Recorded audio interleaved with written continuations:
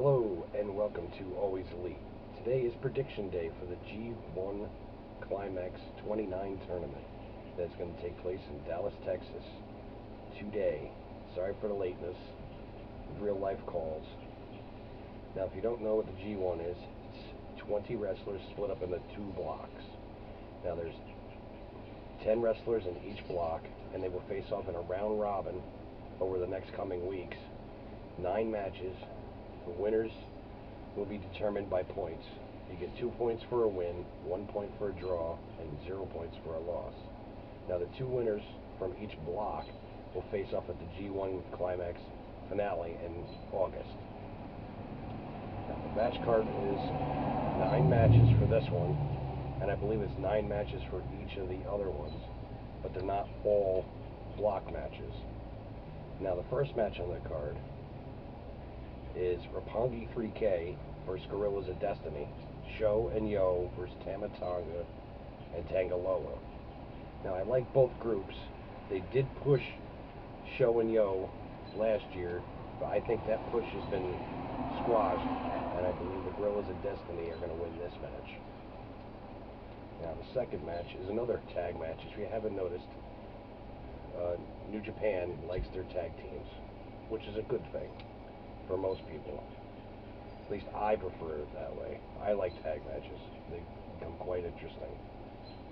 Now the second one is also a tag match. It is Shota Umino and Tomohiro Ishii versus Ren Narita and Jeff Cobb. Now Ren Narita, I believe, is a young lion. I don't know how much wrestling experience he has. Shota Umino is also a young lion, but he's been wrestling for, probably a couple of months now, so. But I don't see, and Jeff Cobb, I haven't seen him wrestle, but I heard he had a undefeated streak up until last week. He was finally pinned last week, I believe. Now I don't see Ishii losing here, so I'm going to go with Shota Umino and Ishii. Third match is also a tag match. Yoshihashi and Hiroki Goto versus Chase Owens and Jay White of the Bullet Club. Now this one's kind of a toss-up. I like both teams. But I believe they're going to go with the Bullet Club here with Chase Owens and Jay White, only because it's the Bullet Club, and that was, that's one of their top factions. So I believe they're going to win. Now the fourth match on the card is a 6-man tag. It is Shushin Thunder Liger, who is a legend in the business. He was about to retire at some point this year.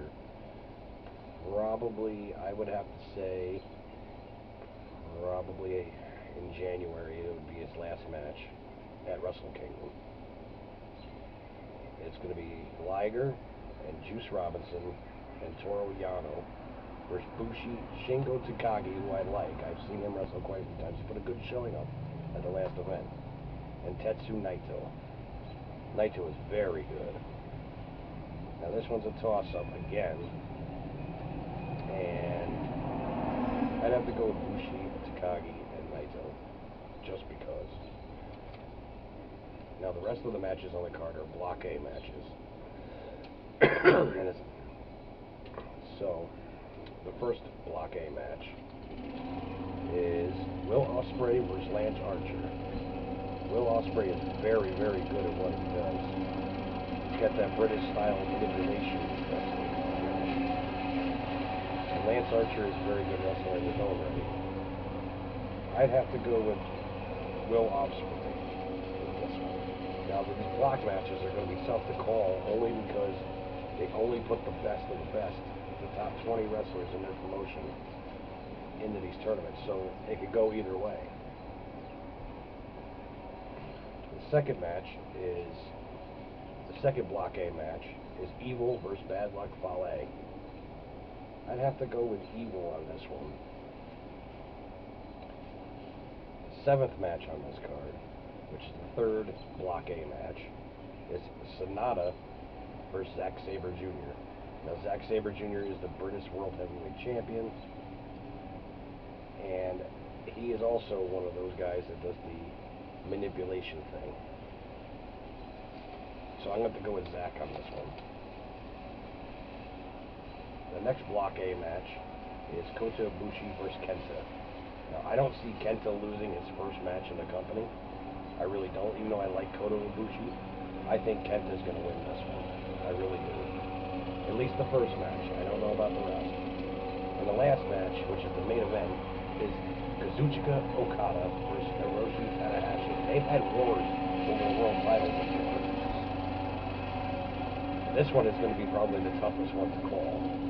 I'd probably have to say, I'm just going to go with my gut feeling and say Okada, because this one's way too tough to call. But that's it for the predictions. Check out my other video on my predictions for Slammiversary 17, which happens tomorrow night. Until then, always be